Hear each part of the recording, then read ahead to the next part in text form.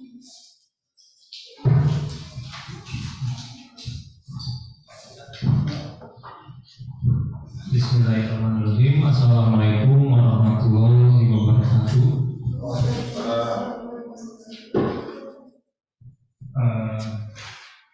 Sebelum kita mulai acaranya, mari kita berdoa agar apa yang kita dapatkan sekarang bermanfaat buat kalian dan menjadi barokah untuk semuanya. Allahumma sholli ala Muhammad wa ala sayyidina Muhammad. Kita berkati umur kita al-Fatihah.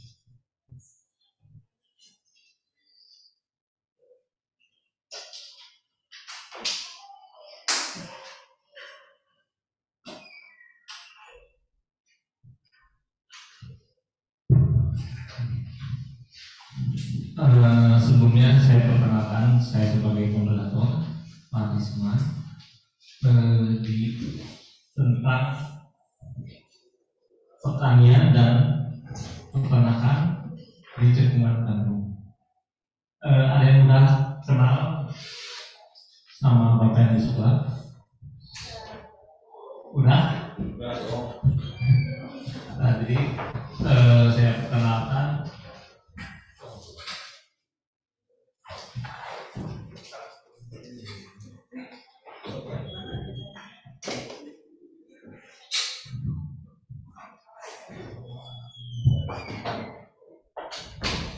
Ada yang mau kebagian fungsinya pas. Jadi perkenalkan dulu, di sebelah Bapak ini ada namanya Pak Riki Frediansa. Beliau lulusan dari kedokteran hewan dari IPB. Kemudian Pak Riki ini sekarang bergerak di bidang lingkungan, Pak. Ketemu langsung sama petani, peternak, Riki yang sering terus bisnis harian. Langsung aja ya, Pak Riki. Langsung ke materi. Silakan untuk waktu dan tempat silakan. Bismillahirrahmanirrahim. Assalamualaikum warahmatullahi wabarakatuh. Alhamdulillahirabbil alamin. Wassalatu wassalamu ala asyrofil anbiya'i wal mursalin wa ala alihi wa sahbihi ajma'in. Allahumma shalli ala sayyidina Muhammad wa ala sayyidina Muhammad kama shallaita ala sayyidina Ibrahim wa ala sayyidina Ibrahim fil alamin innaka Hamidum Majid. Rabbi amri wa min lisani yafqahu qawli. Alhamdulillahirabbil alamin. Mari kita panjatkan puji syukur kehadirat Ilahi, berkat idenya, rahmatnya, cinta kasihnya, Rahim. Alhamdulillah bisa berkumpul kembali di ruang kelas K10 ya Pak Isman. Semoga langkah kita dari tadi pemaparan dari Pak Madan terkait dengan Cekungan Bandung dicatat sebagai amal soleh Allah Subhanahu wa Ta'ala. Selamat datang kembali adik-adik, anak-anak kita mau anak-anak ya. Selamat datang kembali bertemu dengan saya anak-anak. Dulu bertemu di Pasir Angin, atau ada yang belum pernah ke sana atau barangkali yang sudah. Kalau yang SMA hampir semua pernah ke sana ya. Ada yang pernah camping waktu awal di perkemahan di Calon. Izinkan saya menyapa yang sahabat-sahabat saya di lewat online. Selamat datang. Atur nuhun sudah menyaksikan. Baik, terkait dengan Cekungan Bandung, semoga Allah tuntun dan seperti biasa setiap saya memberikan berbagi terkait dengan sebuah materi pertanian, peternakan, kemudian di agribisnisnya seperti apa, dan disitulah saya kembali lagi belajar Pak Isman. Jadi entah setiap saya akan berikan materi selalu deg-degan Karena tadi saja saya menyimak pertanyaan dari ke Pak Madan, ini pertanyaannya di luar ekspektasi. Jadi ini pertanyaan yang kali itu sedikit menyimak gitu di luar alta itu, ini pertanyaan anak-anak kuliahan yang tadi bertanya itu. Dan itu pertanyaannya alhamdulillah ke Pak Madan yang memang seorang dosen. Jadi alhamdulillah jika nanti ada pertanyaan kepada saya, jika saya memang ada jawaban, saya berikan jawaban. Jika tidak ada jawaban, saya punya PR. Nanti saya cari contekan dulu di rumah.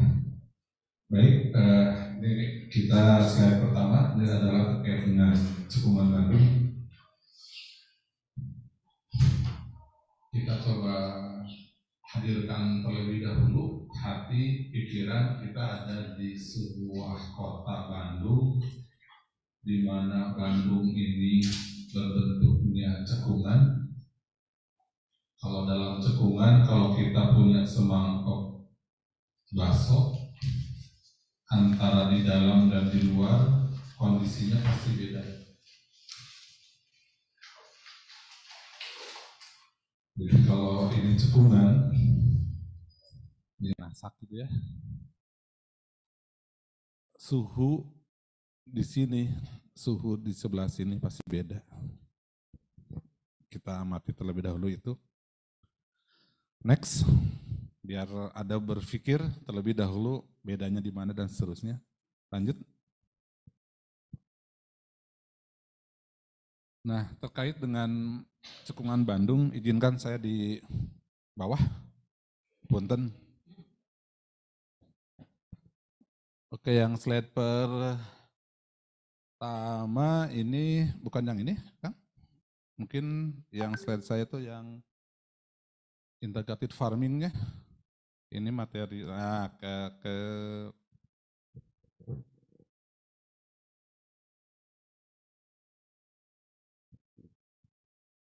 bukan yang ini, karena ini terkait ini delineasi wilayah Bandung, nama Pariki. Nah, yang itu yang atas. Bukan, ini video bukan yang ini. Yang atasnya Kang. Yang tadi ada slide. Nah, yang itu.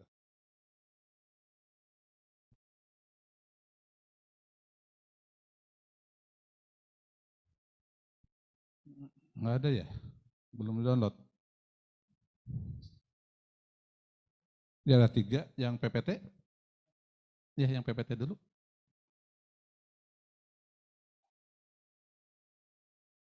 Oke, sebentar. Yang ini Kang.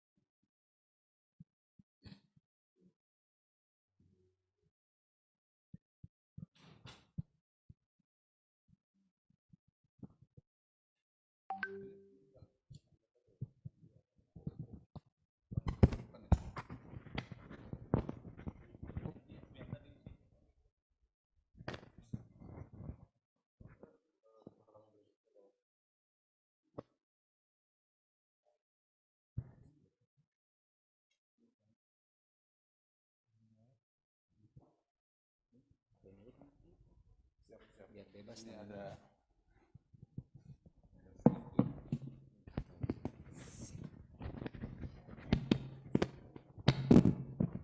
belum ya? Ah, itu ada.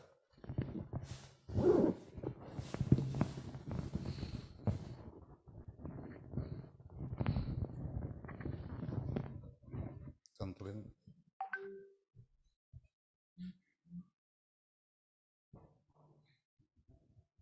Oke. Balik ke awal dulu, Kang. Oke, kita berbicara terkait dengan Cekungan Bandung. Kita ke awal dulu nah ini. Jadi enggak, sorry. Ini bergerak ya?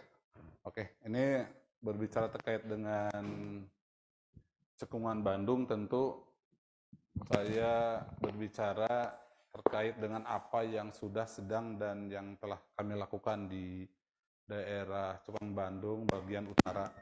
Jadi kalau yang tinggal di sana, karena ada yang tinggal di sana, jadi kita menggunakan konsepnya adalah integrated farming. Jadi kita coba melibatkan kelompok pemuda di sana, ada kelompok wanita tani, kemudian ada kelompok Karang Tarunanya, kemudian beberapa komunitas yang ada di sana.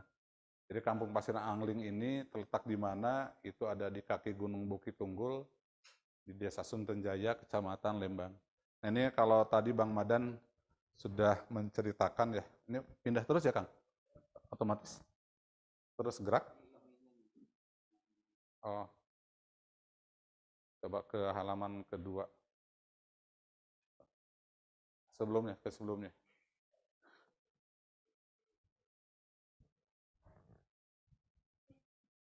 Ke halaman awal. Nah, ke halaman 2. Teknis. Ini yang sudah ke sana, ini ada yang tadi sama Bang Madan cerita ya.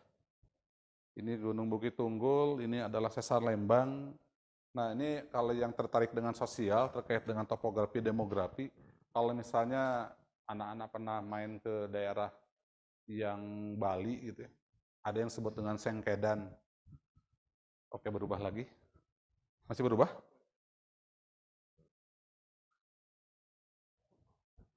Berubah baru, gerak-gerak ya?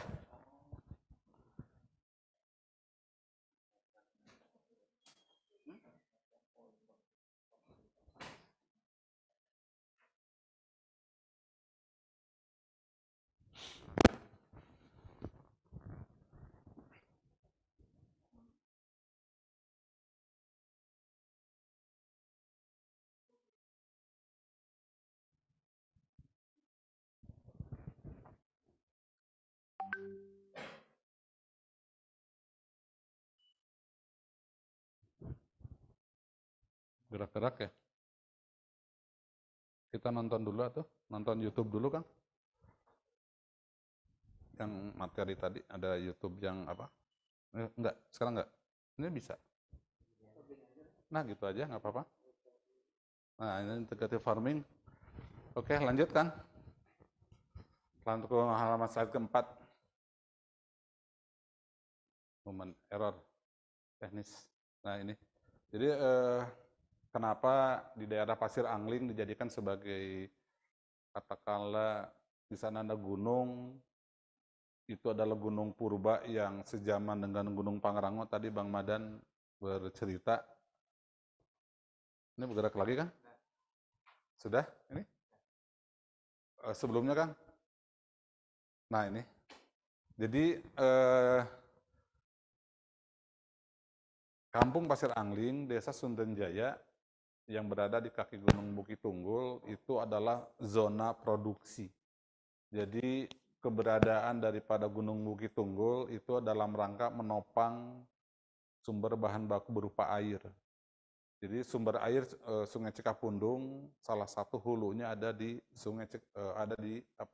di Gunung Bukit Tunggul. Keberadaan gunung itu adalah ibarat sebagai torennya air, gudangnya air.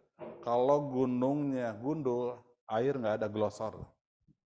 Maka ditangkaplah sama si gunung itu.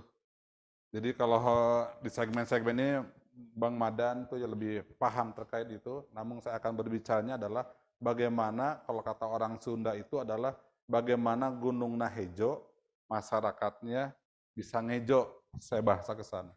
Gunungnya tidak gundul, dapurnya bisa ngebul. Jadi bagaimana mempertahankan gunung sebagai pasak. Kalau di Al-Quran jelas termaktub bahwa gunung adalah pasak di muka bumi sebagai penyeimbang. Nah penyeimbang daripada salah satunya di sana tadi Bang Madan cerita terkait dengan sesar, pergerakan adalah gunung. Jadi gunung itu harus dijaga sebagai sumber air, karena di situ ada tadi dan ternak. Lanjut. Nah ini yang pernah ke sana tentu akan melihat bahwa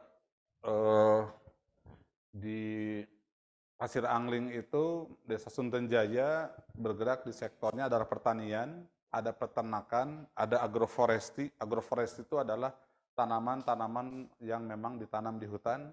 Kemudian kita juga di sana bagaimana supaya tani ternaknya tetap di bawah gitu.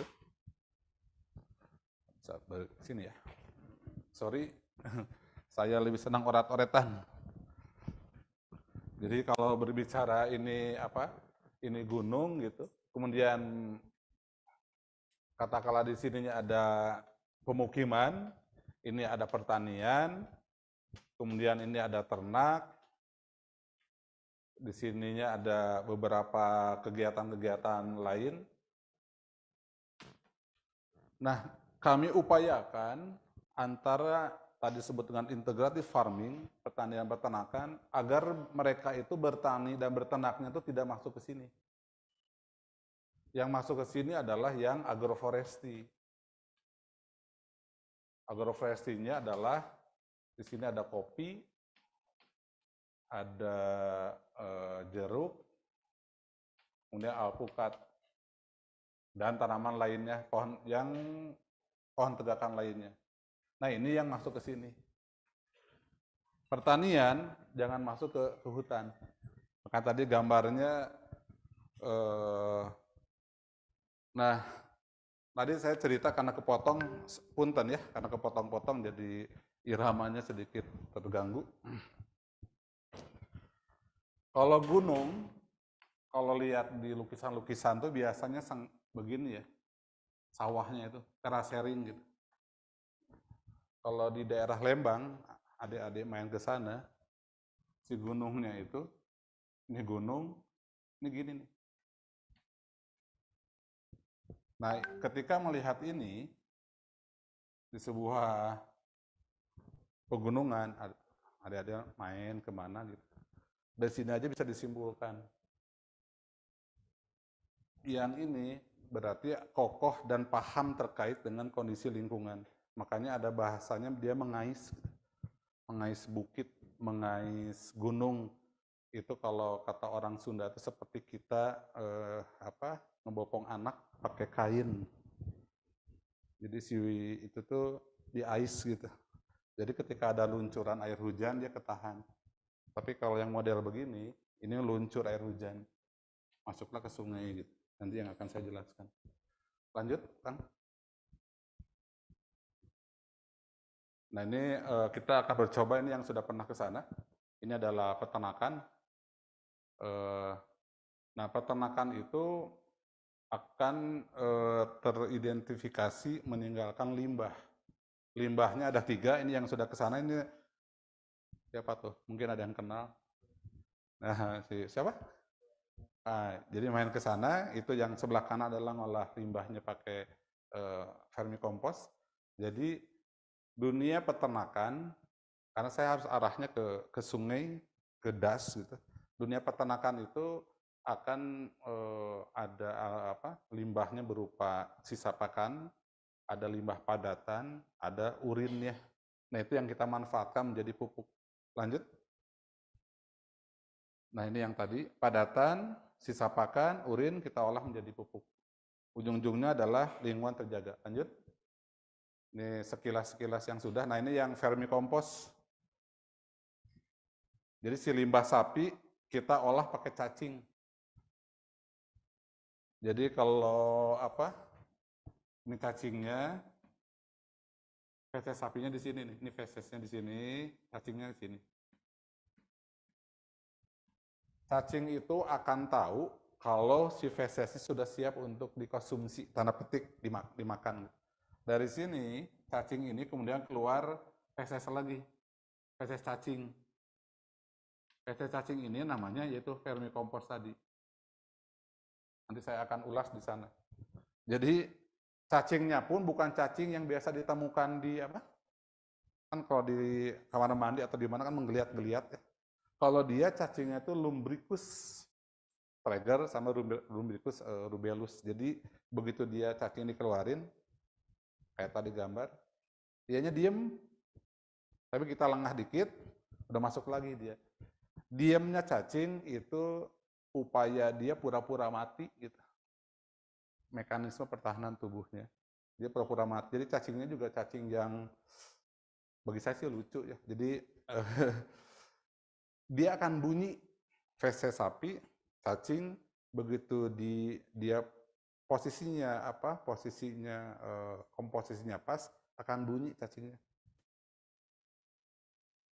Nah, seperti yang rayap. Nah, kalau itu udah pas, terus cacingnya sedang bernyanyi. Gitu. Nah, cacing itu dia hermaprodit. Dia akan kawin karena dia punya 2 alat kelamin. Cacing akan kawin kalau ada makanan. Kalau tidak ada makanan, dia tidak akan kawin. Baik lagi, kalau tanah kita rusak, tidak ada makanan, nggak akan ada cacing.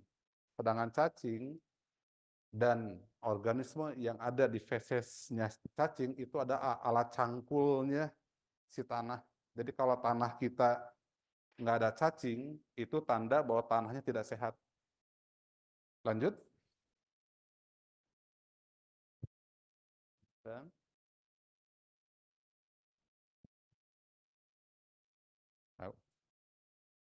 nah ini yang sistem pengolahan yang tadi disampaikan, limbah peternakan, limbah rumah tangga, limbah pertanian. Ini kebunnya sahabat saya, Pak Sarif. Lanjut, Kang. Biar lihat stroberinya. Ini sahabat saya yang punya kebun. Ini kebunnya Pak Sarif. Tadi, balik lagi ya ke sini ya. Lanjut, ini tadi pengolahan sudah. Nah, ini yang Gunung Bukit Tonggol terlihat, ini punya sahabat saya. Oke, lanjut aja terus bercerita aja, nggak apa-apa. Ininya berjalan lagi ya. Ini juga sahabat saya di sana sedang berkebun. Kita lihat, ini sedikit error. Lanjut. Ini aplikasi limbah menjadi pupuk. Lanjut, kita akan berbicara yang lain saja karena ada kendala di PPT. Terus ini pupuk yang kita tadi olah ya. Jadi pupuk, ini permen yang kita kelola. Lanjut, Kang, nggak apa-apa, bergerak aja. Ini permen yang kita bikin dari susu sapi. Lanjut. Ini sale pisang yang sudah dibikin. Kita nanti diskusi banyak saja. Nah, ini sahabat saya nih, saya di sana tuh ini sebutnya Abah Ano. Namanya sih Pak Soeharno, tapi sebutnya Abah Ano. Di sana beliau membuat kopi, kemudian melatih 2 orang di bawah itu ke sebuah pameran di UI ya, disponsori oleh Jepang. Jadi kopi angling akhirnya menjadi katakanlah dikenal.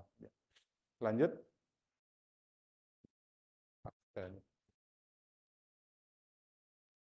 Bentar lagi ya. Nah, ini yang sektor perikanan, nggak tahu waktu ke sana masih ada apa belum. Lanjut, Kang. Kita lanjut aja. Ini ada kendala ya. Oke, lanjut. Kita nonton YouTube aja. Biar lebih relax. Ini tata kelola air. Ini jadi acelok-acelokan. Ini biar ngalir. Lanjutkan, alir lingkungan. Nah, ini ujung-ujungan adalah ini. Berorientasi untuk menjaga keseimbangan antara ekosistem dan kelestarian organisme. Oke. Nah, kita bisa nonton YouTube nggak, Kang?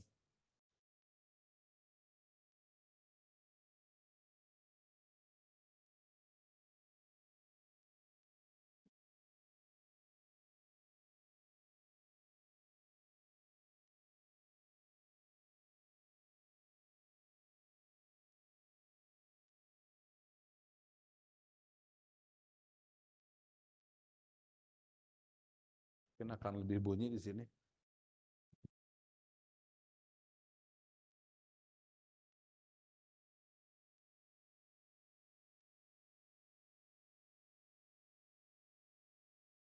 Kita jaga alam, alam jaga kita. Ini yang bikin itu Ibu Fahira. Ibu Fahira, salah satu putra sahabat kita. Beliau S1-nya di ITB, melakukan penelitian di Pasir Angling. Volumenya segini. Hutan memiliki Gedein. fungsi yang sangat penting bagi kehidupan kita. Sekarang beliau mendapat beasiswa kuliah lagi di Belanda. Penelitiannya di Pasir Angling. Menyuplai oksigen ke atmosfer dan mencegah erosi. Bagi masyarakat kampung Pasir Angling, Desa Sukunjaya, Lembang, manfaat hutan ini tentu sangat dirasakan. Kampung ini berada di daerah das atau daerah aliran sungai yang berbatasan langsung dengan Gunung Bukit Tunggul, sebuah gunung tertinggi di kawasan Bandung Utara dengan ketinggian sekitar 2.200 meter di atas permukaan laut. Oleh karenanya, masyarakat pun tidak lepas dari keberadaan mata air untuk memenuhi kehidupan mereka, untuk rumah tangga mereka, pertanian, peternakan, dan lainnya. Selain itu, dekat gunung ini mengalir juga sungai yang merupakan hulu dari Sungai Cikapundung, menyuplai air bersih untuk PDAM Kota Bandung se-Jawa Barat. Namun, dengan adanya pemukiman yang berbatasan dengan hutan, tentu tidak lepas dari banyak permasalahan yang muncul. Masalah-masalah ini kemudian mengakibatkan ketidakseimbangan dan terganggunya ekosistem.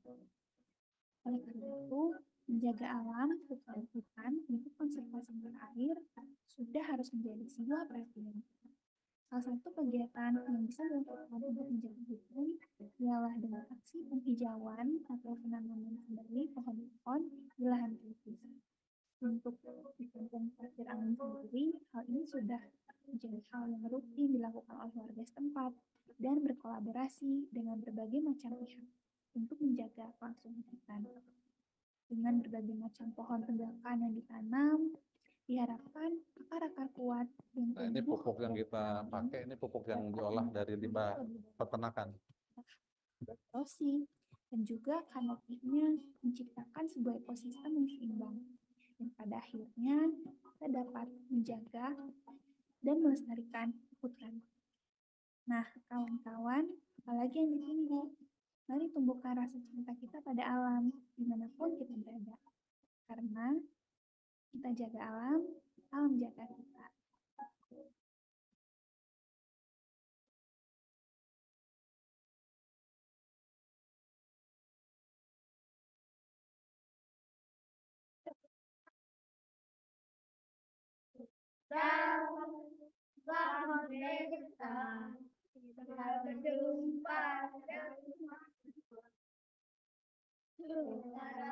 Kenal itu pasti, lagi pada kenal itu orang angling itu.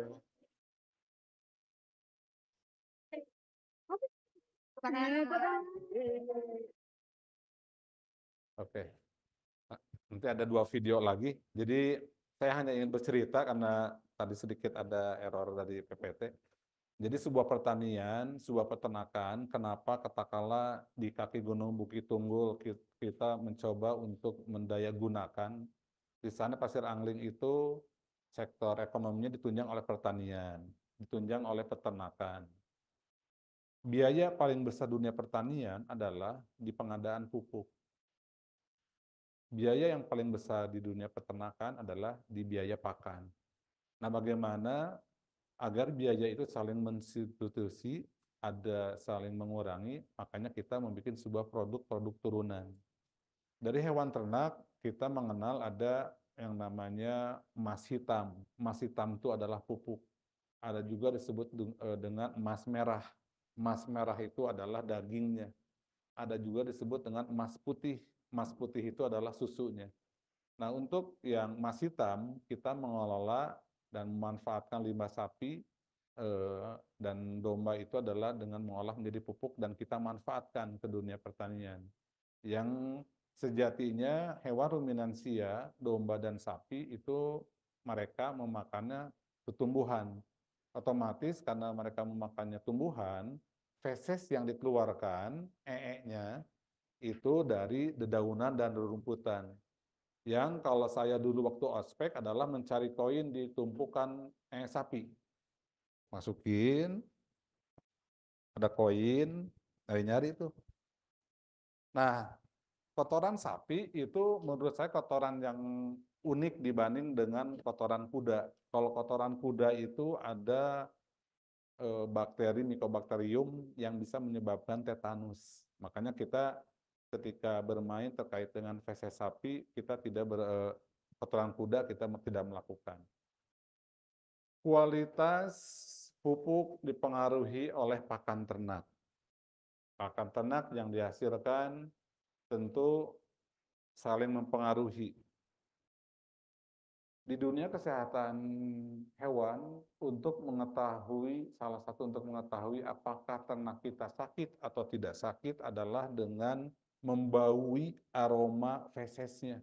Jadi yang di rumah punya kucing, di rumah punya burung, atau yang punya domba atau sapi, jika fesesnya harus dilatih oleh penciuman kita dan dibiasakan, makanya saya mengenali di ospek feses itu adalah ambil fesesnya, cium aromanya.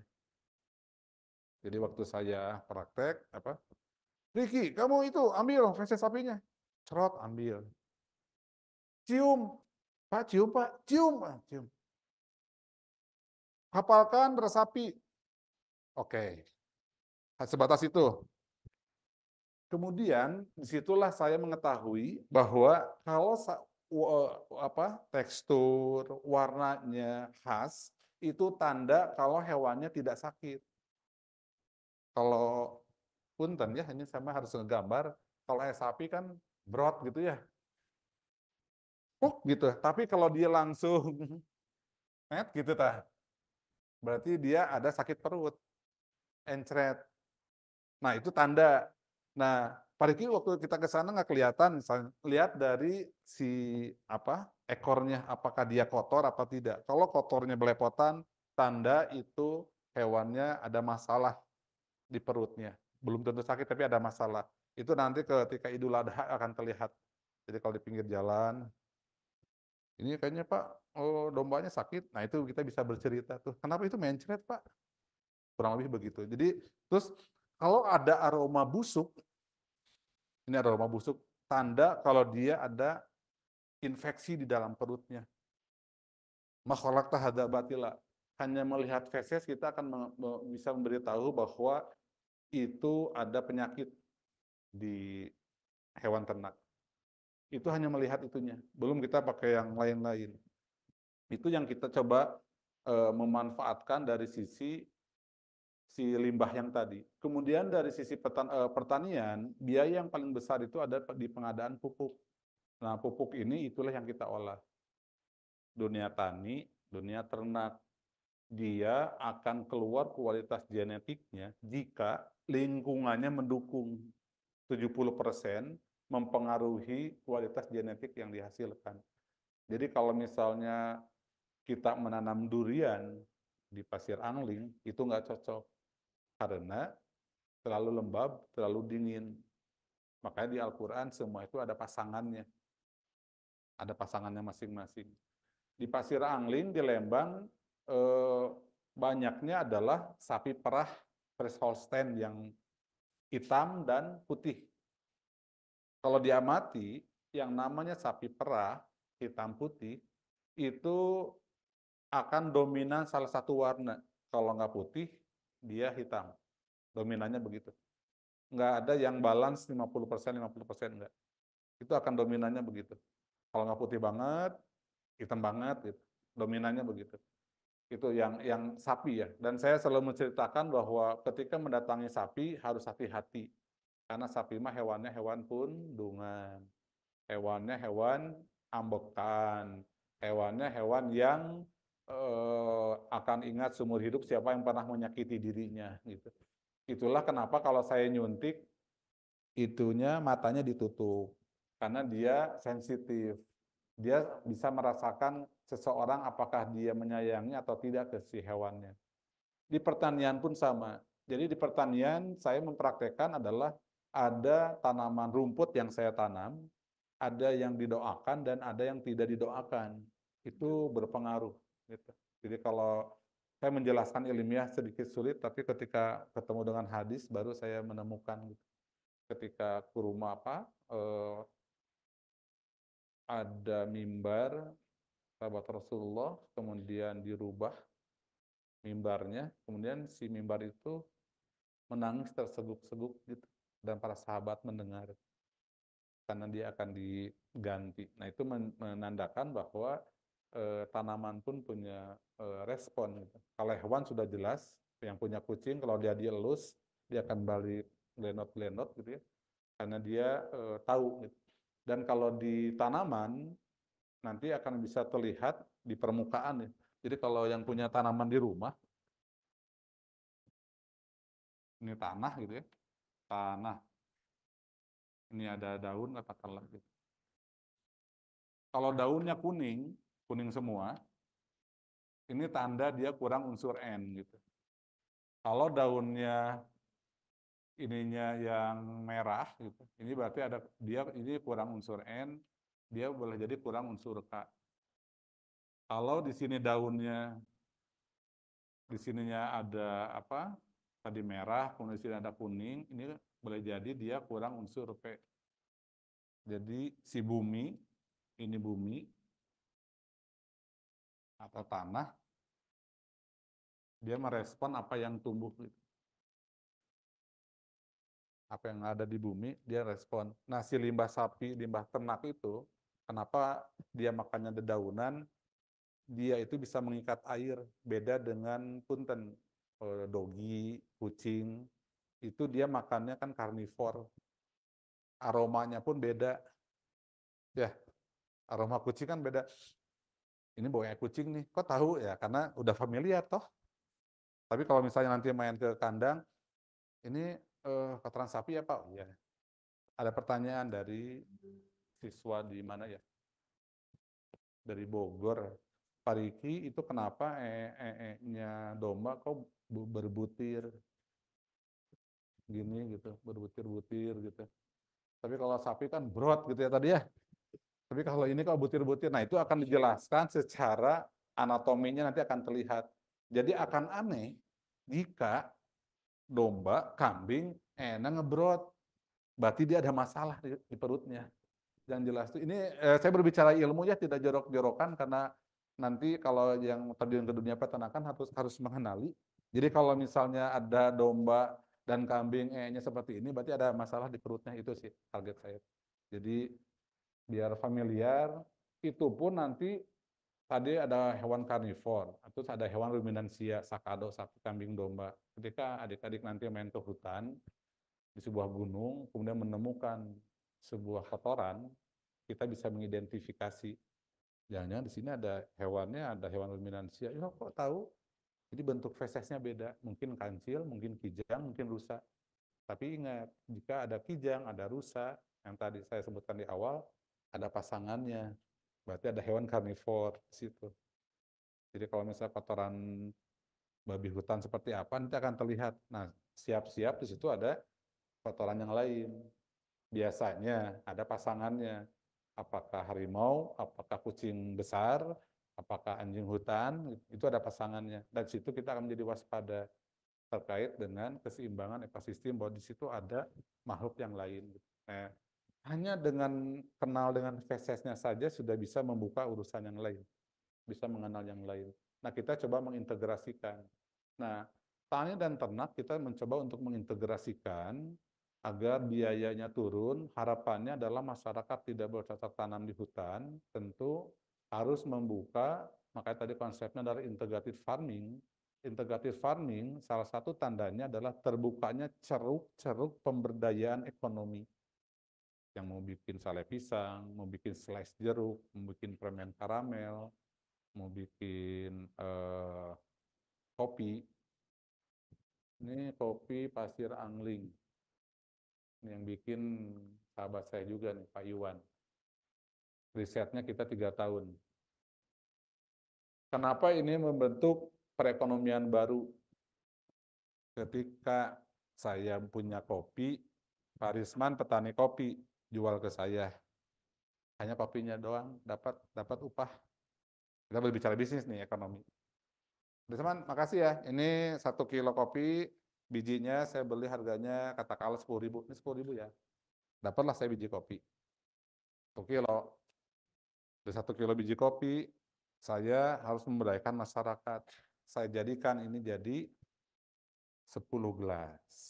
Ya 10. Tadi saya belinya cuma 10.000, ketika sudah jadi 10, saya dapatnya 100.000. Itu bisnisnya begitu. Karena saya harus diingatkan Pak Disman, nanti Pak Riki ada sisi agribisnisnya.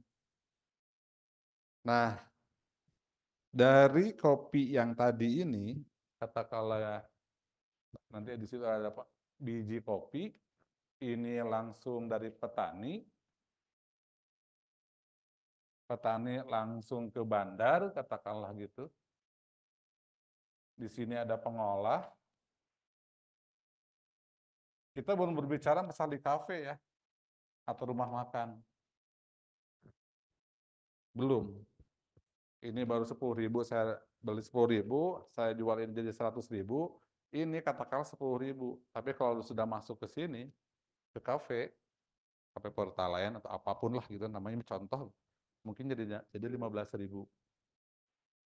Rantainya terbentuk ceruk pemberdayaan ekonomi. Begitupun kita kalau ingin diapresiasi orang, letakkan kita ada di mana. Sama seperti ini akhir. Ini akhir berapa harganya? 3.000? Coba di bioskop jadi berapa? 15. Masuk ke yang tempat lain mungkin naik lagi. Jadi tempatkanlah di mana kita memang diapresiasi. Nah, dunia tani, dunia ternak, setelah itu terbentuk sebuah integrative farming, irisan, tadi saya sebutkan contoh-contoh produknya adalah akan tercipta sebuah keindahan, akan tercipta sebuah seni, keindahan. Jadi begitu datang itu, saya ingin berbunyi, sungguh indah pemandangan melihat binatang ternak yang engkau gembalakan. Sungguh indah pemandangan ketika melihat binatang ternak yang lari ke padang gembalaan, kemudian pulang lagi ke kandang. Kemudian kitanya nongkrong pada minum kopi, lihat ternak begitu. Ayat Quran bunyi situ. Jadi kalau para nabi dan rasul seorang pengembala, karena seorang pengembala itu harusnya tambah soleh gitu. Karena ayat itu bunyi. Nah sekarang kita yang sering saya sampaikan, di dunia wisata, mau The Lodge, mau di Maribaya, mau Dago Dairi, mau daerah pemandangan-pemandangan yang lain, dia memanjakan mata gitu. Tiba-tiba yang sudah pernah main ke PPJ gitu, ada ternak kelinci, ada ternak domba, ada ternak burung, masuk tiket harganya 20.000. Oke, saya bilang. Terus anak saya, kenapa nggak diangling saja gitu pemandangannya kan lebih. Nah itu maksud saya.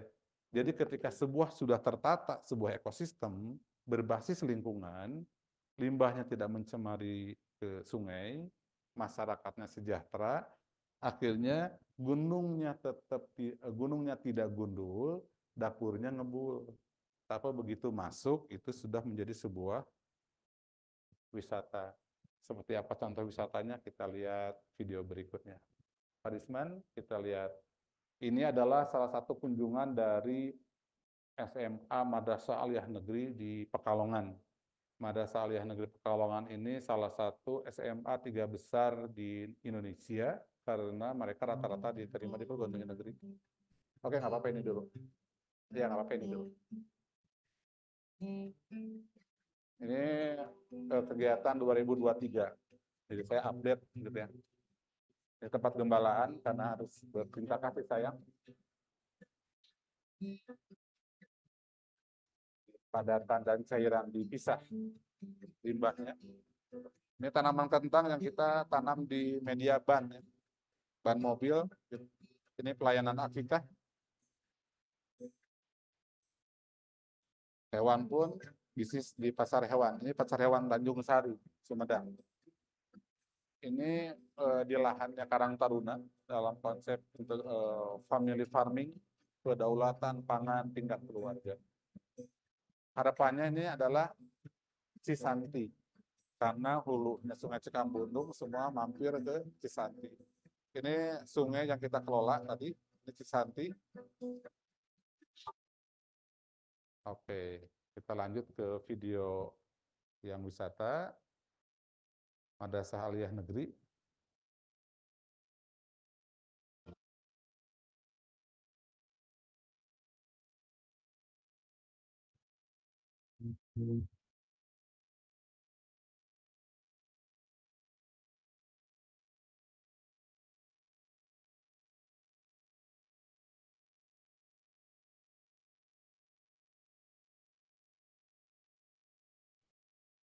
Ya.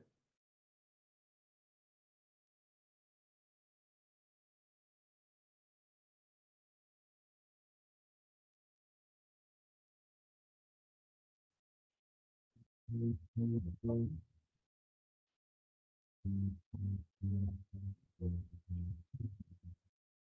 a spotlight, the water hits me.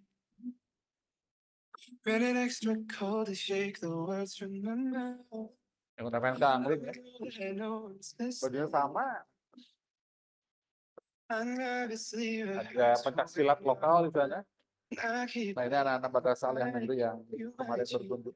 my mind. Throughout the block, I'm goodbye. It's never been a way to make this easy.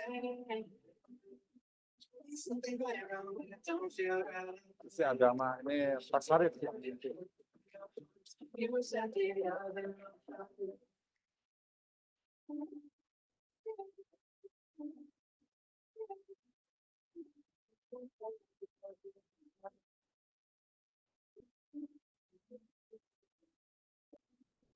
pengolahan limbah sapi. Back and forth, now I'm feeling guilty. Cause I just can't stop this pendulum in my head. Sedekah bumi Though I kita. know that time is ending. Oh, Ini rumahnya Diva. I'd rather lay forever right in this bed. Nah, bapaknya. You might change my mind. Sahabat saya.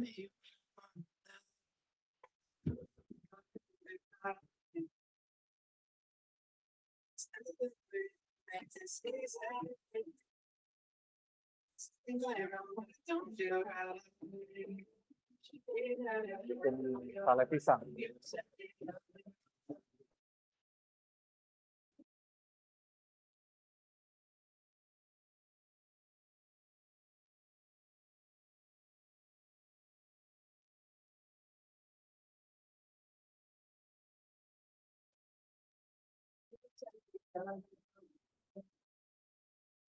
We fell from the peak when the stars had broke the code. I'm trying to forget how I landed on this road. I'm caught in between what I wish and what I know. When they say that you just know. Bikin permen karamel. Pengolahan dari susu ini. Pembibitan kopi. Pak Suharno.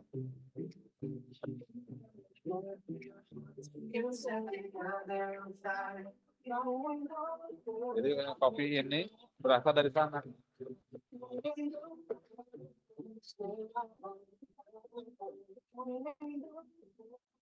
Yes, itu. Jadi ketika sebuah pertanian, sebuah peternakan sudah terintegrasi dengan sedemikian rupa, akhirnya tercipta pemberdayaan ekonomi masyarakat sekitar, harapannya gunung tetap terjaga, lingkungan terjaga, kemudian ujung-ujungnya adalah lingkungan terjaga, bunyi yang ayat Quran itu bahwa manusia diciptakan sebagai pemakmur bumi. Khalifatul doa gitu. Nah itu yang harapan kita di Pekan Mastek ini adalah ingin memperkenalkan bahwa dunia pertanian, dunia peternakan, dan produk-produk turunannya itu semata-mata harus berbasis dengan ekologi, harus berbasis dengan lingkungan. Karena ujung-ujungnya si limbah pertanian, limbah peternakan yang nanti adik-adik akan berkunjung ke mana tuh ke Tahura, katakanlah begitu. Di sana ada Sungai Cikapundung, hulunya tuh ada di sana, tercemar oleh pakan, sisa-sisa pakan, tercemar oleh sisa feses sapi, limbah tani.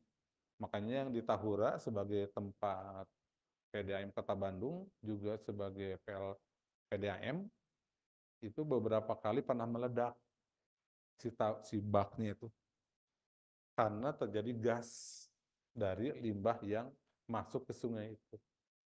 Nah, sisi lain, kita yang di Kota Bandung minum airnya dari mana? Dari situ. Disebar ke rumah-rumah termasuk ke sini nih. Dari PDAM gitu, barangkali masuk dari sini sumbernya. Nah, hulunya itu dari salah satunya di Gunung Bukit Tunggul yang mulai tercemari oleh limbah. Nah, bagaimana mengupayakan agar Kahartos, agar Karaos, agar Kabuktos Supados dianten artos. Pelajaran bahasa Sunda. Dari dimengerti, dipahami, akhirnya menjadi uang. Uang itu sebagai semata-mata adalah bukan menjadi targetnya. Itu mah seperti kita nanam padi, timbul belut gitu. Jadi tujuannya tetap sebagai bahwa kita sebagai khalifah di muka bumi adalah ke Allahnya gitu. Jadi lantaran ke Allahnya, makanya di manajemen peternakan beberapa kali kami sampaikan, jadi manajemen peternakan ya, ada manajemen fattening, penggemukan, feeding terkait dengan makanan, kemudian breeding terkait dengan perkawinan.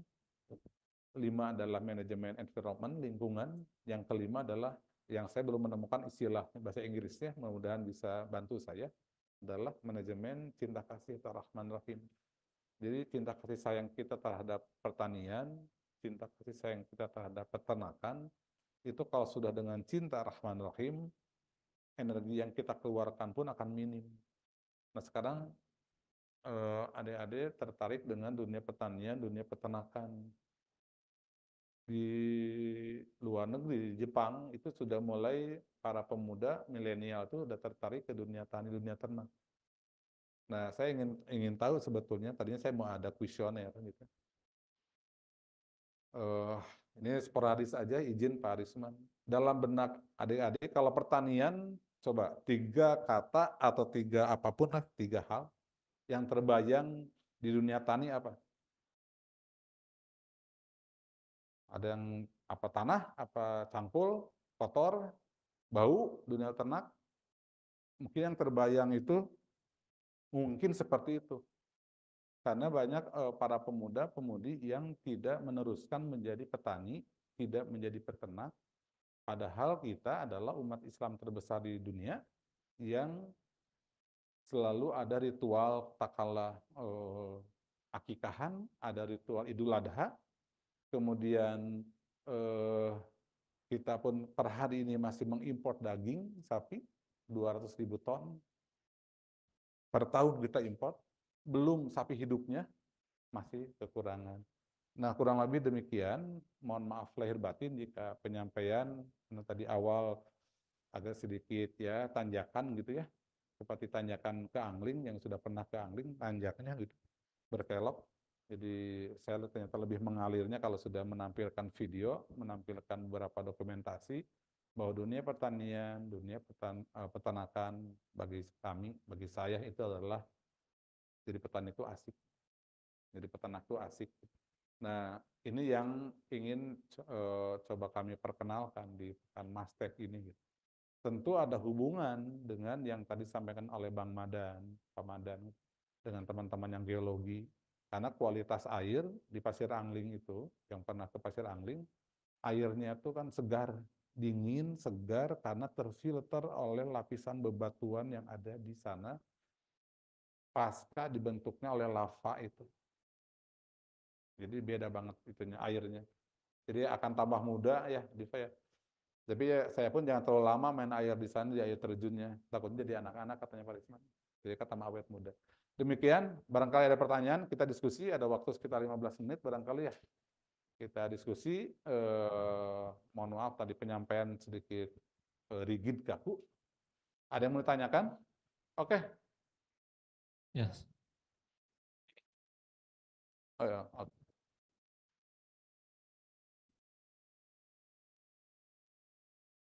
Izin minum. Bismillah. Ya, Pak Riki, saya perkenalkan, saya Amir, pernah bertemu di kelas, saya kelas 9.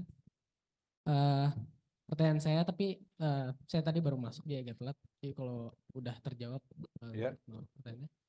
Jadi pertanyaan saya, ya seperti tadi Bapak ceritakan, peminatan di bidang pertanian dan peternakan itu sekarang buat anak-anak muda mungkin nggak kepikiran gitu. Iya, iya. Dan di mana pertanian dan peternakan ini salah satu sumber makanan paling penting buat manusia gitu ya. Di Indonesia sendiri mungkin yang minat menjadi yang masuk ke bidang itu sedikit. Kira-kira apa yang bisa dilakukan biar tingkat minat itu lebih meninggi seperti itu. Lebih tertarik gitu ya. Lebih tertarik ya. Ini sebetulnya pertanyaan saya. Pertanyaan saya akan berkorelasi dengan, makanya saya ingin jawab spontan aja gitu. Tinggal ngacung-ngacung aja gitu. Kita relax aja. Kenapa yang di ruangan ini kenapa nggak tertarik dengan dunia pertanian peternakan? Ada yang bisa jawab? Satu, kenapa? Kenapa nggak tertarik dengan dunia tani dan ternak lah? Nggak ini gitu, orang-orang nebak-nebak aja. Kotor, bau, terus Harus maco, gelehan, harus maco. harus macul. Macul tahu ini kan, punten, ada yang bukan orang Sunda kan? Dari Kapka dari Jakarta ya. Jakarta. Jadi saya akan terjemahkan, Nah, barangkali ada running text di bawah. Nah, ini yang jadi PR kita, bagaimana membuat sebuah pertanian dan peternakan menarik untuk kalangan milenial. Sebetulnya ada foto dokumen yang lain yang tadi tidak tertampilkan. Provinsi Jawa Barat mengeluarkan konsep sebagai petani milenial. Jadi bagaimana para pemuda-pemudi terjun ke lapangan. Adik-adik nanti kalau melanjutkan ke perguruan tinggi akan bersentuhan dengan masyarakat, ada pengabdian masyarakat, ada KKN dan seterusnya. Itu akan bersentuhan dengan masyarakat bagaimana mengedukasi agar mereka tertarik. Nah, ini yang kita lakukan di Pasir Angling itu, ketika para pemuda dan pemudinya itu yang tadi terlibat di wisata ya, yang tadi saya tampilkan dari Madrasah Aliyah Negeri, itu orang tuanya para petani dan peternak. Tapi mereka ternyata ketika dikenalkan ada sebuah wisatanya, nah ini Pariki baru katanya. Jadi ketika dikemas dalam sebuah bentuk, tadi ada Kang Abdul ya, Kang Abdul itu orang angling, masih muda, akhirnya dia tertarik untuk mengolah kopi. Karena ketika dia mengolah kopi, terus kopinya dikemanain. Nah kemudian itulah kenapa kita akhirnya membuat sebuah pelatihan terkait dengan kopi. Akhirnya mereka mulailah tertarik gitu. Jadi memang pengemasannya sebuah pertanian peternakan harus dibungkusnya, disampaikannya itu tidak dalam bentuk yang tadi kotor, bau, itu ada bagian-bagiannya. Kalau Anda adik-adik lihat di YouTube terkait dengan Dr. Paul ya, dia itu ahli dalam mengobati hewan ternak, diantaranya adalah sapi. Gitu. Jadi ada sapi yang nggak bisa lahir normal, diambil tuh. Jadi punten ya, ini lubang reproduksi sapi. Ini tangan saya, ini bisa masuk dalam. Jadi saya masuk ke dalam. Ke saluran apa? Ke saluran feses. Jadi Pak Riki, apakah sapi pernah kentut? Kentut dia. Begitu kentut, brot, kotor sini. Sapi, ya kita udah terbiasa. Nah, maksud saya, itu dikemas bahwa itu menarik gitu. Nah, sekarang kedokteran hewan yang tadinya ada 5 kampus di Indonesia, sekarang udah lebih dari 10-12 kurang lebih. Di Unpad juga ada Fakultas Kedokteran Hewan. Jadi kemudian di ITB yang baru ada SITH, dulu nggak ada SITH, Sekolah Ilmu Teknologi Hayati, yang tadi oleh Bu Fahira yang bikin terkait dengan video. Nah itu mulai jadi itu salah satu dari sisi akademisi ya. Dari sisi akademisi mulai diperkenalkan bahwa dunia tani, dunia ternak ini cangkupannya luas untuk nanti dunia kerja, katakanlah begitu ya kalau berbicara dunia tani, dunia ternak. Dokter hewan itu tidak hanya mengobati hewan sakit, tapi dia bertanggung jawab mengolah, menjaga makanan hewani dikonsumsi oleh manusia. Dia kalau ada makan nugget, makan abon, makan kornet, itu tanggung jawab seorang dokter hewan dalam hal memeriksa kesehatannya. Di tingkat hulunya ada tanggung jawab lagi untuk higienis. Jadi itu yang PR saya, PR kami ya, untuk bagaimana adik-adik para milenial untuk menyenangi dunia tani dan dunia peternakan. Tentu ini yang PR sampai per hari ini. Nah, ini yang coba kita perkenalkan tadi. Ada perusahaan produk, ada wisata. Kurang lebih begitu. Mudah-mudahan dari sini lahir ya yang memperkenalkan dunia tani, dunia ternaknya. Jadi pertanian itu keren, asli benar. Nanti kalau sudah senang tuh beda lah ya. Karena kita punya PR-nya itu adalah menjaga alam. Oke, lanjut. Mudah-mudahan tidak memuaskan pertanyaannya, biar saya nanti berbagi lagi, Iya, menggali terima ya. kasih Pak Riki atas jawabannya. Selanjutnya ada yang bertanya lagi. Aurel.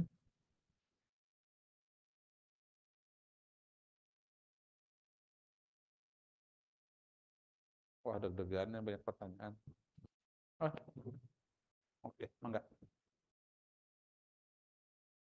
Ya, perkenalkan nama saya Aurel. Jadi saya penasaran tentang merawat hewan maupun tumbuhan. Jadi itu saya ingin cerita tentang pengalaman saya. Jadi itu kalau misalkan saya punya hewan gitu atau tumbuhan, itu sering cepat matinya gitu. Sedangkan di tangan orang lain itu bisa bertahan lama. Apakah ada cara saya yang salah atau apa gitu penyebabnya? Sering mati ya. Ya, cepet banget gitu. Hewan apa yang pernah dipelihara sampai mati? Ikan, kelinci, Ikan, ayam. kelinci, ayam. Waduh, itu ikan dibakar, kelinci di sop ya. Ayam digoreng. Dia sering mati gitu. Dikasih makan apa enggak? Udah. Pak, tentunya sudah dikasih makan. Jadi Sesuai ininya, hewannya. hewannya. Iya, Jadi iya. kenapa yang hewannya mati, kemudian tanamannya juga ikut mati gitu ya? Iya. Sedangkan kalau dipegang sama ayah saya atau adik saya gitu sampai lama gitu. Sampai bertumbuh, berkembang dengan baik. Ini pertanyaan berat. Tapi makanya ada istilahnya begini, apa kalau di kultur budaya Indonesia gitu, ada yang disebut dengan tangan yang panas gitu, ada yang tangannya dingin katanya begitu. Jadi ini memang yang perlu diperbaiki itu adalah SOP pengurusan. Contoh begini, kita berbicara ayam dulu ya. Ini saya mungkin Dewa nanti bisa melihat di mana. Ayam itu adalah hewan unggas, dia berbulu. Ayam itu dia punya insting. Ketika dia ada penyakit di dalam tanah, dia akan naik bertengger. Jadi kalau dia habis di tanah, kemudian tiba-tiba dia naik ke atas pohon, dia naik ke atas rumah, biarin tong di baledognya. Ayam naik di baledog, jangan. Ayam mengetahui bahwa di dalam di atas tanah yang sekian senti itu ada sumber penyakit, makanya dia terbang. Tapi terbang pun nggak terlalu tinggi. Jadi identifikasi bahwa ayam itu dia naik bertengger ke atas, itu berarti ada penyakit. Intinya adalah ketika kita membuat kandang ayam, tempatkanlah ada tempat untuk bertenggernya dia. Ya, nanti bisa di. Kemudian kucing. Kucing itu dia hewan karnivor. Dia rentan terkait dengan kena penyakit kutu. Kemudian penyakit kudis-kudisan. Kadangkala ada yang senang hewan kucing, kemudian diambil kutunya, kemudian ditindes. Tambah banyak nanti kutunya. Jadi jangan ditindes. Masukin ke alkohol. Kalau ditindes, tambah nyebar si kucingnya itu. Kemudian kalau kucing itu sekarang tuh jadi alergi. Kalau dia itu suka rontok si rambutnya. Jadi kalau kucing rambut, kalau unggas bulu. Jadi kalau ini saya ingin membedakan itu. Nanti sering rontok. Nah, rontoknya kucing bisa jadi karena kurang nutrisi. Nah, saya suka ngasih kucing yang rontok itu dikasih keju segede gini. Mahal sih, karena biaya pakan kan paling mahal. Nah, dikasih ini terapi seminggu, rambutnya udah nggak rontok. 2, kalau kucing sedang makan rumput, omat lagi, entong di baledog. Oh, kucing lagi makan rumput, dilempar. Jangan. Dia sedang mengobati dirinya. Jadi kalau kucing sedang makan rumput, biarin. Ketika kucing makan rumput, dia akan mengeluarkan efek sedasi, dia akan muntah, mengeluarkan benda asing yang tidak bisa diserap oleh dia. Itu kalau kucing. Jadi kucing itu begitu. Kelinci, nah ini kelinci ini sensitif, makanya DNA-nya hampir sama dengan manusia, makanya suka ada istilah kelinci percobaan. Saya beberapa kali suka menyarankan kalau untuk kelinci di perkotaan, jangan memberikan buah-buahan yang dibeli di supermarket, dalam arti tanpa harus dikupas. Jadi kalau kelinci dikasih apel, kulitnya kupas. Karena di kulit apel yang di pasaran, itu biasanya ada lapisan pestisidanya. Makanya kalau kita punya apel, beli aja di supermarket, simpan selama 2 minggu sampai sebulan, masih awet. Karena ada lapisan lilin, jadi kalau dikerik ini, ada lapisan lilinnya. Coba aja dikerik itu. Ada lapisan lilin itu sebagai pelindung, makanya dikupas. Beda lagi dengan misalnya yang apel organik ya, yang malang atau apa gitu. Seminggu atau 3 hari udah langsung mengkerut, busuk. Nah itu berarti organik gitu. Dan dicuci. Dan itu memang sensitif kalau si kelinci itu. Jadi sensitif terkait dengan jika makanannya terpapar oleh pestisida kimia. Nah, ketika si kelinci ini jadi konsul terkait hewan. Ketika dia terpapar, kemudian si kucingnya sakit, kalau ada yang sebenarnya itu yang obat mindset buat manusia yang hitam tuh, Norit. Nah, Norit.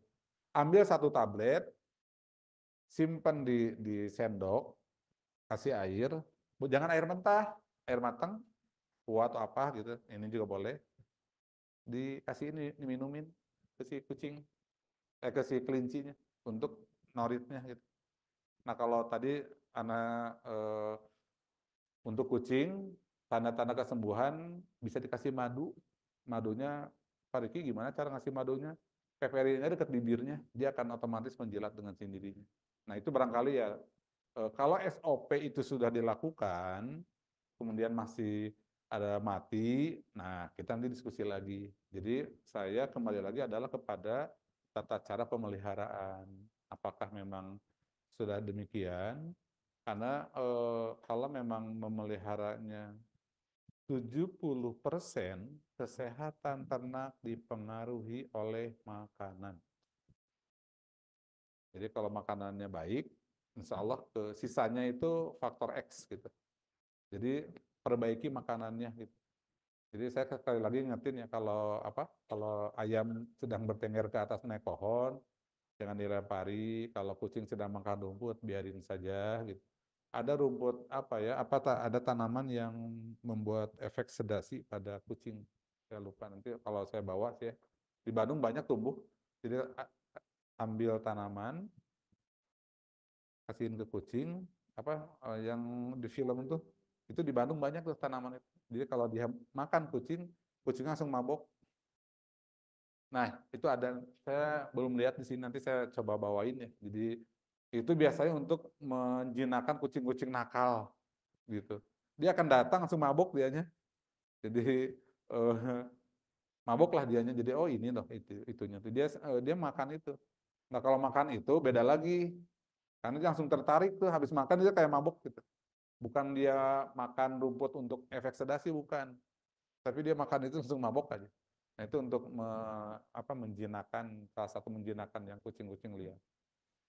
Itu barangkali, ini waktu sudah habis, tapi sekali lagi mohon maaf lahir batin jika ada penyampaian yang kurang optimal karena keterbatasan waktu. Jadi saya mengingatkan kembali bahwa dunia tani, dunia ternak itu ujung-ujungnya adalah menjaga sebuah ekosistem. Jadi kenapa di Bukit Tunggul, kenapa di Pasir Angling, agar gunungnya tetap terjaga sebagai sumber mata air, masyarakat bisa berdaya guna, makanya sektor agribisnisnya itu sedang kita kembangkan. Demikian barangkali. Masih ada waktu sih. Masih ada waktu, mangga. Jika ada yang mau bertanya, silakan. Ada yang lagi? Kalau enggak saya yang bertanya tuh. Saya yang bertanya. Ada Saya aja yang bertanya. Boleh Pak Risma yang bertanya. Gini ya, Kalau di mengenai Cekungan Bandung ini kan memang lekat dengan pertanian dan peternakan, khususnya yang ada di daerah tinggi ya. Iya. Hmm. Nah, dulu Bapak pernah main ke daerah Cisanti itu di kilometer 0 Citarum. Nah, mata air itu muncul dari situ gitu. Tapi airnya kecil gitu. Dan Citarum itu melewati beberapa kota ke beberapa daerah gitu, ke Ciparai, ke Bale Endah, ke Majalaya gitu. Lalu sampai ke yang tadi Pamadan sampai ke Saguling gitu. Nah, salah satunya sungai dari Citarum itu adalah Cikapundung. Nah, Cikapundung kan eh, sumbernya dari dua ya Pak, dari Bukit Tunggu sama daerah Lembang. Nah, yang tadi lihat airnya bersih banget gitu. Nah, kemarin pas Bapak ke Cikapundung ke daerah Pakar situ, airnya sudah hijau gitu. Hijaunya mungkin udah hijaunya bau gitu, bau dari kotoran. Yang tadi dibilang Pak Riki, ini ujung-ujungnya ke perkotoran lagi gitu. Nah, eh, dari Pak Riki sendiri gimana sih eh, menciptakan pertanian dan peternakan yang ramah lingkungan? Kan berarti kalau dari hulunya dari Lembang itu berarti kan yang para peternak sapi itu buang kotorannya ke sungai gitu ujung-ujungnya.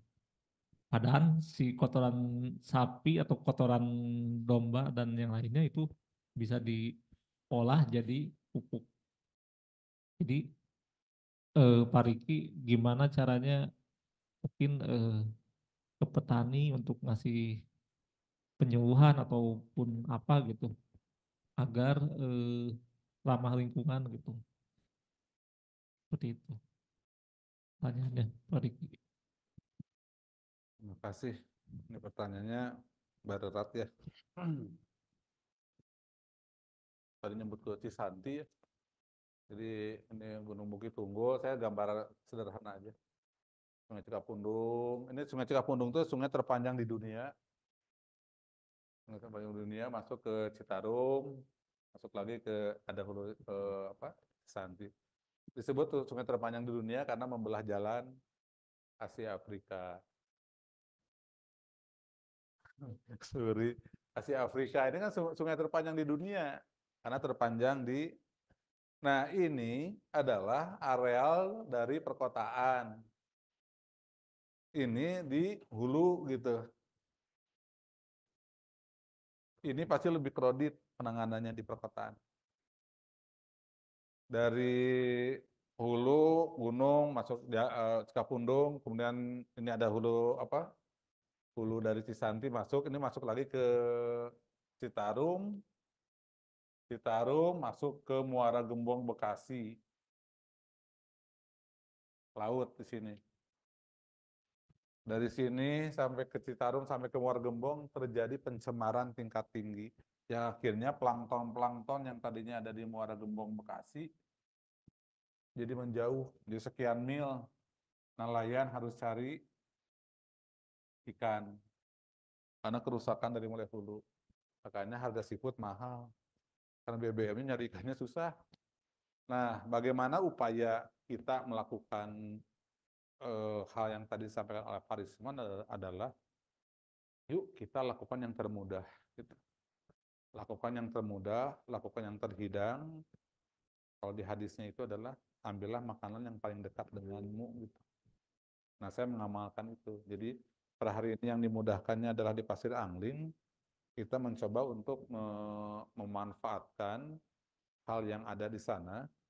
Jadi, bagaimana, karena ada sebuah, ini sebetulnya Pak Safei yang paham terkait dengan agraria gitu ya. Jadi, ada mungkin zaman kita Pak Risman ada yang disebut dengan swasembada beras gitu. produktivitas pertanian di kita itu mengalami penurunan. Yang tadinya katakanlah 1000 meter persegi bisa menghasilkan 1 ton, jadi 100 tumbak, 1400 bisa menghasilkan 1 ton, sekarang sudah turun produktivitasnya. Karena residu dari pupuk kimia dan pestisida pabrikan. Nah, bagaimana merubah itu? Nah, itu yang jadi PR.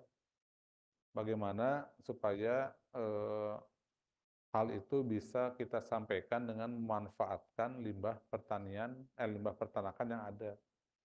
Jadi itu PR. Jadi masih PR Pak Risman, bagaimana mencegah tidak terjadi pencemaran ke sungai, terus kemudian bagaimana meningkatkan produktivitas. Nah, itu yang sedang kita menjadikan Pasir Angling menjadi sebuah laboratorium. Jadi kalau tadi alhamdulillah Pak Risman sudah mulai bisa mengidentifikasi kalau main ke daerah Maribaya gitu, tercium aroma familiar, ini aroma sapi. Tapi kalau aroma dari limbah peternakan sayur, pertanian sayur itu lebih busuk, aromanya lebih beda. DPR, jadi kita akan melakukan sesuai dengan apa yang dimudahkan.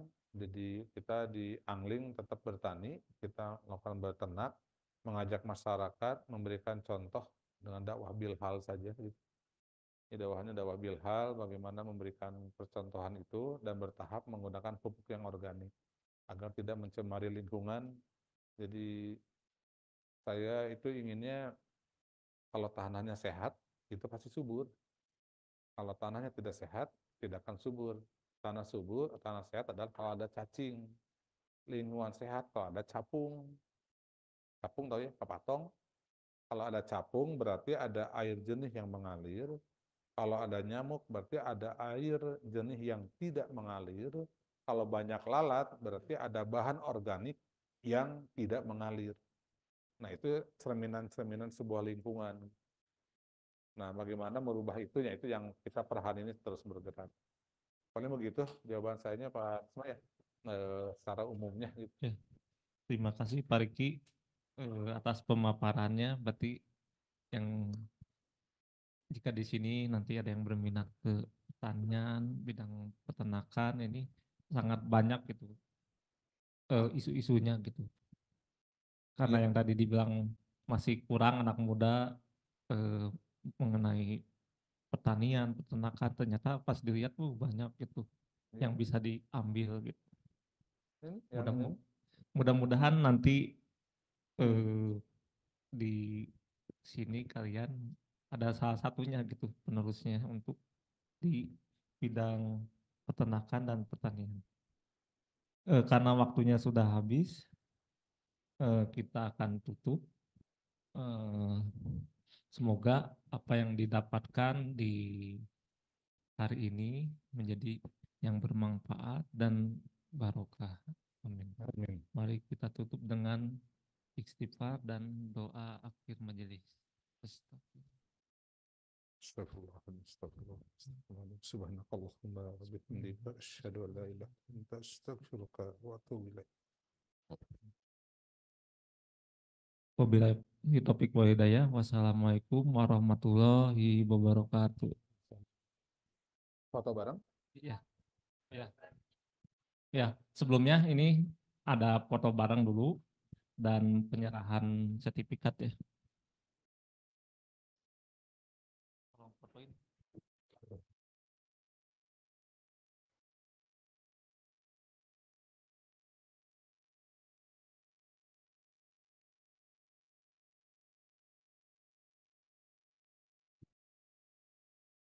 Anak-anaknya di sini nggak? Gimana? Oh, di atas?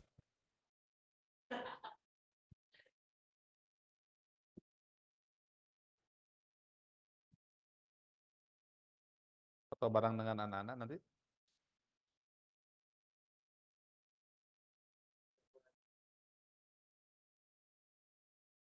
Sip. Mohon. Mohon. Di sini, Kang. Sini, Pak.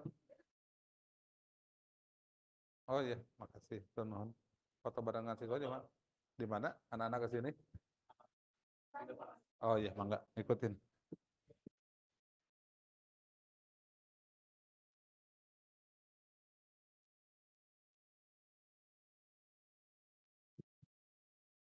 Untuk anak-anak silakan ke depan untuk foto bersama pembicara.